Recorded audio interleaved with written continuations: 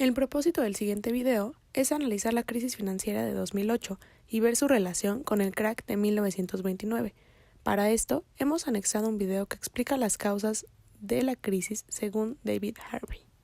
Okay, so we've been through this crisis, and there are all sorts of explanatory formats out there, and it's interesting to look at the different genres. One genre is that it's all about human frailty. I mean, Alan Greenspan took refuge in the fact it's human nature, he said, you can't do anything about that. But there's a whole world of explanations that kind of say it's the predatory instincts, it's the instincts for mastery, it's the delusions of investors and the greed and all the rest of it. So there's a whole range of discussion of that. And of course, the more we learn about the daily practices on Wall Street, we kind of figure there's a great deal of truth in all of that. The second genre is that there's institutional failures. The regulators were asleep at the switch. The shadow banking system innovated outside of their purview, etc., etc., etc., and therefore the institutions have to be reconfigured, and it has to be a global effort by the G20, something of that kind. So we look at the institutional level and say that has failed and that has to be reconfigured.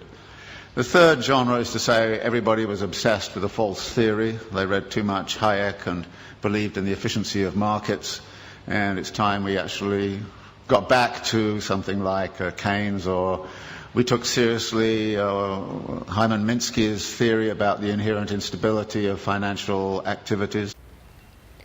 Para poder comprender de mejor forma lo ocurrido en la crisis del 2008 en Estados Unidos, es muy importante tener en cuenta lo que es el valor de cambio y el valor de uso. El valor de uso se da dependiendo del beneficio que obtengamos, no solamente de un servicio, sino de igual forma de algún bien. En este caso nos vamos a enfocar en la vivienda. Lo que hace el neoliberalismo es liberar el valor de cambio argumentando que por sí solo iba a funcionar de la mejor forma.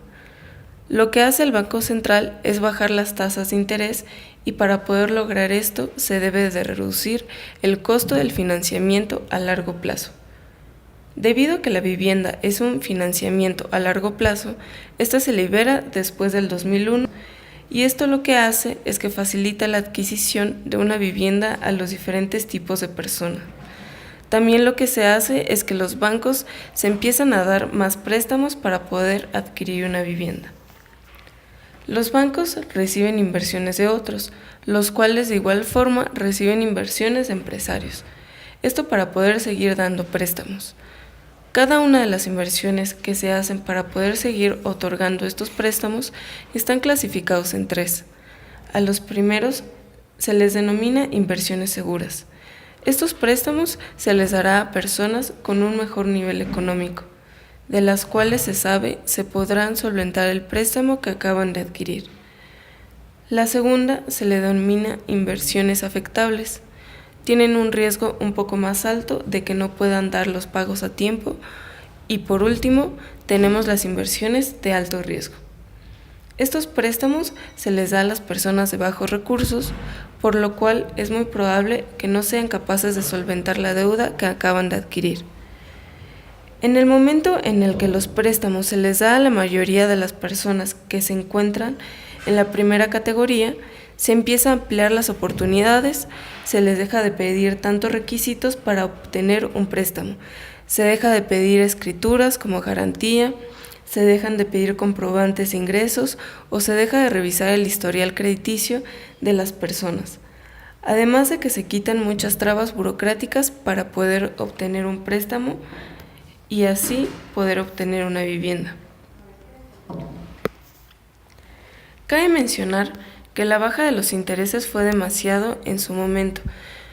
Llegó a ser de un interés de solo el 1%, pero para poder equilibrar la balanza se tuvo que subir los intereses y llegó al punto en el que pasó del 1% al 5.3% de interés, las cuales fueron cantidades exorbitantes y por lo cual muchas de las personas dejaron de pagar sus deudas.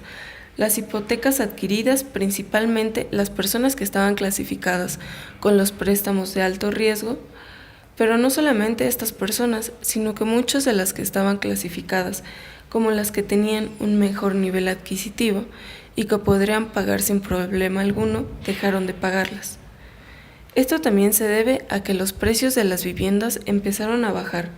Entonces, muchas de las personas que tenían una deuda para la obtención de su vivienda vieron innecesario o lo que era inviable el estar pagando una propiedad la cual su precio se había elevado demasiado, mientras que a la venta estaban otras propiedades con un precio muy bajo. El gran problema fue que aunque los bancos embargaran las diferentes casas, aunque las personas devolvieran las casas, los bancos se quedaron sin dinero. Ellos agarraron el dinero que las personas habían guardado en él para poder dar los préstamos para las viviendas, y como muchas veces como comprobante o garantía dejaban alguna propiedad o la misma que iban a adquirir, no importaba que embargaran todas estas propiedades, porque llegó un momento en el cual el banco únicamente tenía las propiedades, mas no tenía dinero. Entonces, cuando una persona llegaba y quería retirar su dinero, le era imposible, porque el banco se había quedado sin dinero. Únicamente tenía las propiedades que ya no podía vender al mismo precio, debido a que todos los precios bajaron demasiado. El caos que se causó fue inigualable. Empezó a haber un pánico gigantesco entre todas las personas que tenían su dinero en el banco. Muchas de ellas tenían todos sus ahorros, por los cuales habían trabajado toda una vida. Y ahora se les dice que no tienen dinero, que el dinero que ellos habían puesto ahí ya no existe. Muchos de los bancos quebraron, todo se vino abajo, muchos perdieron sus casas y propiedades, todo su dinero. Se dice que alrededor de 6.000 millones de personas perdieron su vivienda, y gracias al sistema en el que vivimos, un sistema neoliberal, sabemos que las economías de varios países están relacionadas y hay una fuerte dependencia entre una economía y otra. Por lo tanto, lo ocurrido en Estados Unidos no fue algo que se iba a quedar únicamente en este país, sino esta crisis se esparció en varios países del mundo, países que dependían de la economía estadounidense.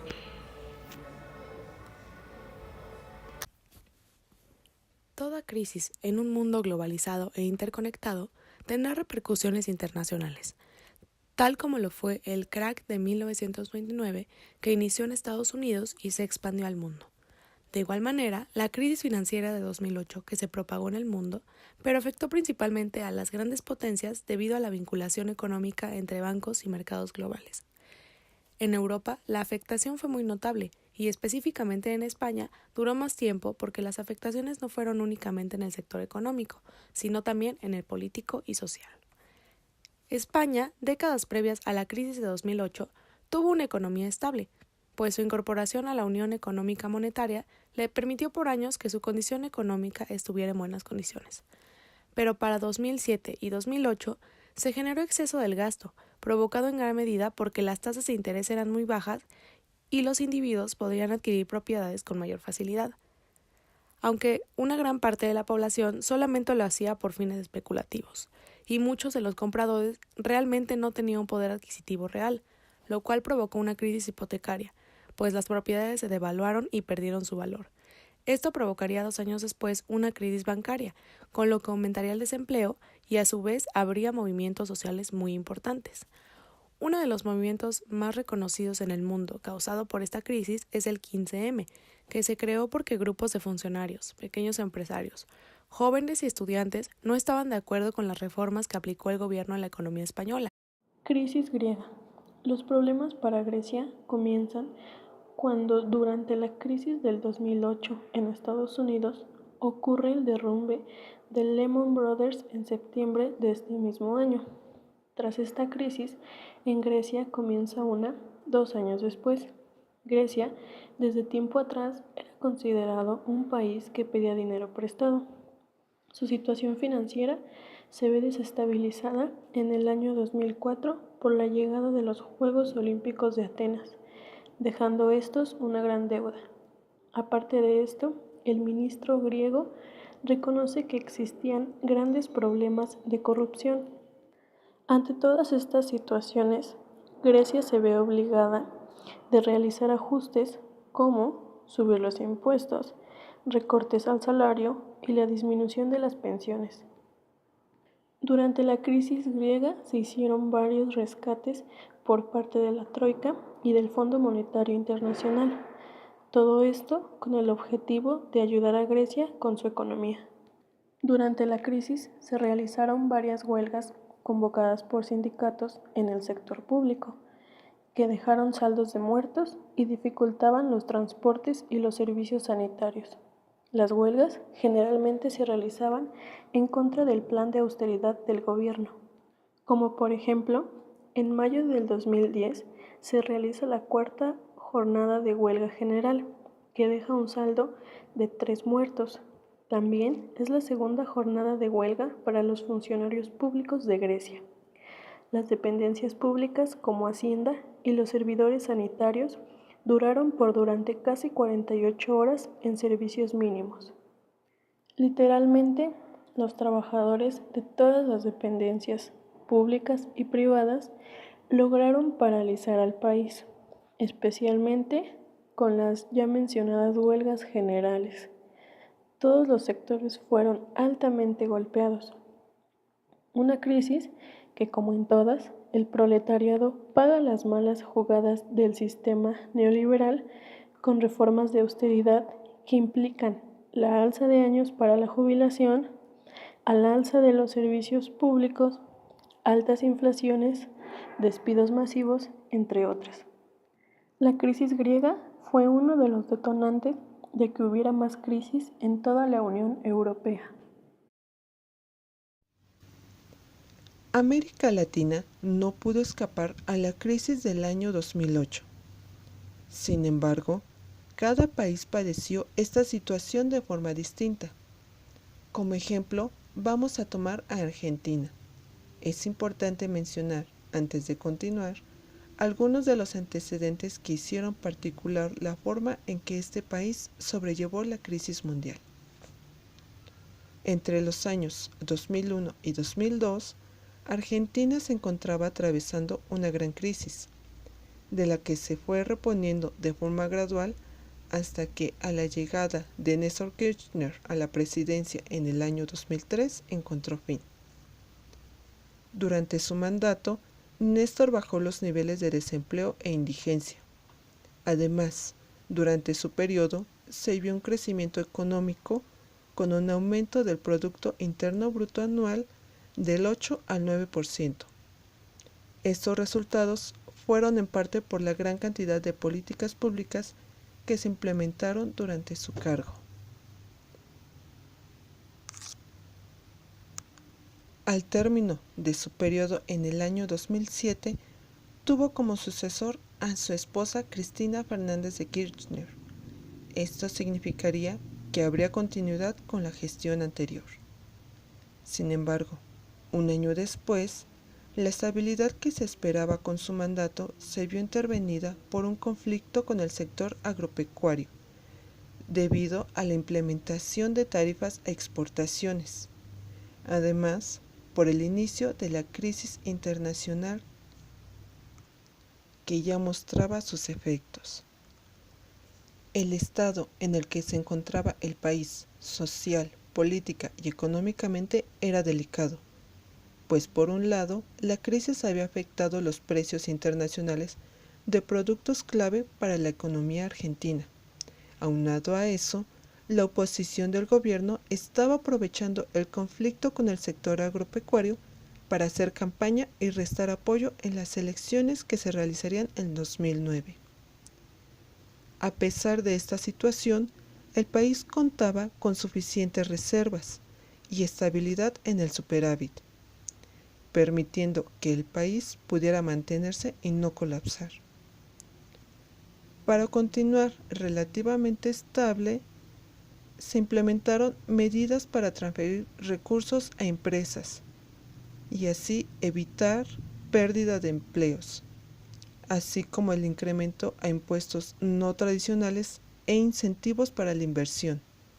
No obstante, esto contrajo, además de un malestar social, mayor dependencia de los resultados fiscales del contexto internacional, además de no contar con el respaldo en el Congreso. Como sugiere Mauricio Castañeda, la crisis internacional no afectó de manera grave a Argentina, al tener un superávit fiscal consolidado, después de superada su crisis en 2003, y tener también una serie de decretos en relación a protección de derechos humanos y políticas sociales que lograron equilibrar el ámbito social y revirtieron de una forma considerable la crisis manifestada en 2008 y 2009, hasta que en el año 2010 y 2011 hubo un crecimiento económico.